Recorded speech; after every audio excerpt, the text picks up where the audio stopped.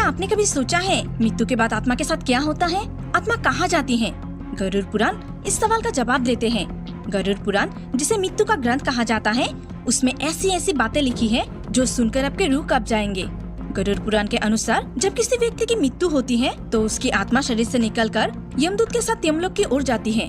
यमदूत भयावह रूप में होती हैं। उनकी आंखों में आग जलती है, हाथों में लोहे की जंजीर होती है और वो आत्मा को बांधकर खींचते हुए ले जाते हैं। रास्ते में आत्मा को एक लंबे मार्ग के साथ एक नदी भी पार करना पड़ता है।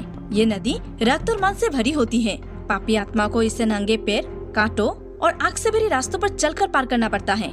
गरुड़ पुराण ये भी कहते हैं कि जो लोग अपने जीवन में पाप करते हैं उन्हें यमराज के दरबार में कठोर दंड दिया जाता है। किसी को अग्निकुंड में जलाया जाता है तो किसी को नकुले कांटों पर गिराया जाता है। जो लोग धर्म और सत्य के मार्ग पर चलते हैं, भक्ति करते हैं, दान देते हैं, उन्हें यमलोक से सीधे स्वर्ग भेज दिया जाता है, जहां आत्मा को अनंत सुख और शांति मिलती है।